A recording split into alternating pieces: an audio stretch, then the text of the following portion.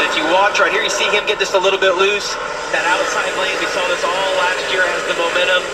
Pretty surprised how close the 88 was able to stay right there behind Jesse Love.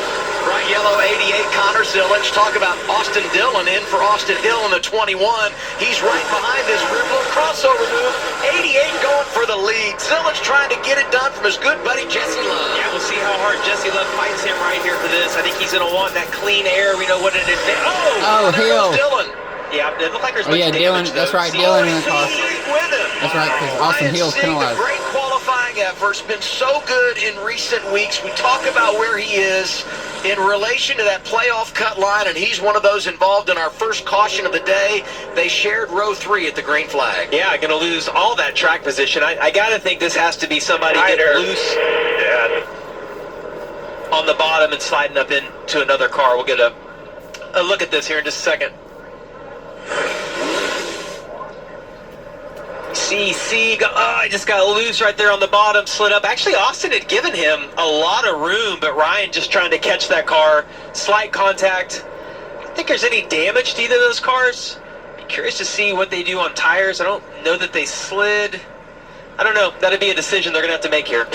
Early caution in Iowa. And that left side seam. You put your left side tires right there on the seam in 3 and 4. They do about the same thing in turns 1 and 2. And it gives both those lanes a little bit of a reference. You see Sanchez trying to make it 3 wide down into turn 1. Anthony Alfredo, that bright-colored 42 is 15th. 16, Christian Eckes, who did the tire test here. He's a rookie.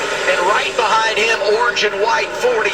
Nick Sanchez, another rookie. That fluorescent car, the 51, Jeremy Clements. All these guys racing from 15th to 20th in the running order.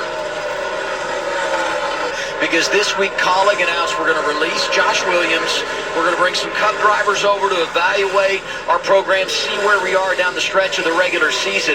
Big opportunity for this team to grow. You hate it for Josh Williams because, and you know he'll land somewhere, but this is a tough time for him. Getting this opportunity and just couldn't quite get over the hump. Yeah, and if you just look at the 11 cars position, you're going to say, oh, it's been a big turnaround. But in general, Colleague has been better today than they've been the last 4 or 5 races where their cars are. Daniel Dye's in the top 10. Eckes is just outside the top 10. So those cars in general are running a little bit better. I think Hosar's picked timing's everything in racing, has picked a good track to come through with Colleague, but they're also going to get a lot of valuable information from Carson, just kind of getting a little bit of different feedback as you see Chastain finally able to clear Carson. And it's our teammate that now is out front. It's a broken record to say it, but Connor Zillage has now led in 11 consecutive starts. And this move was key for Connor to get ahead of the curve and take the lead.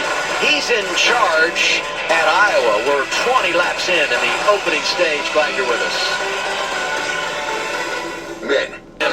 You know, ahead of the game a little bit. And as we watch him, left of your screen, right of your screen, the battle for 6 continues. Carson Quapple is there, and Carson Hocevar continues to have a good day in that 11. Yeah, and I would just to pick up on Zillage, to me the most impressive thing he's been able to do, what really has stuck out to me this year, is when he went to Pocono, had never been there. Gets a really short practice, is able to go out, has Dale Jr. on the pit box with him, an incredible day. We then go to Indy last weekend, another track he's never been to, really hard racetrack in my opinion, and he was able to go out and get a win there.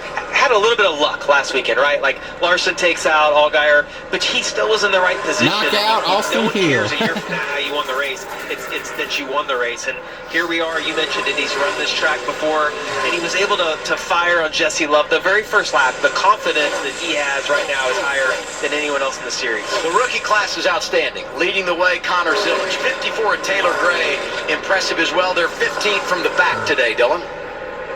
Yeah, and we'll make this a Toyota driver update on Taylor Gray, who is challenging Christian Eckes for the 14th spot. If you'll notice, he's been primarily on the bottom groove of the racetrack, of course, as he moves about a lane off there as we start talking about it. There he goes back to the bottom. They ran in the entirety of practice around that bottom groove, so they felt like that was going to be a big advantage for them early as everybody else moved up. They would be able to kind of wrap the white line and pick off cars, but knew when they got to this range, inside the top 15, that the cars were going to get faster, that they were racing around, and their progress might slow down, and that they were just going to have to find a way to get around these guys. So this will be a true test of how good the 54 car is, but Taylor has been impressive getting to that point here in the early going.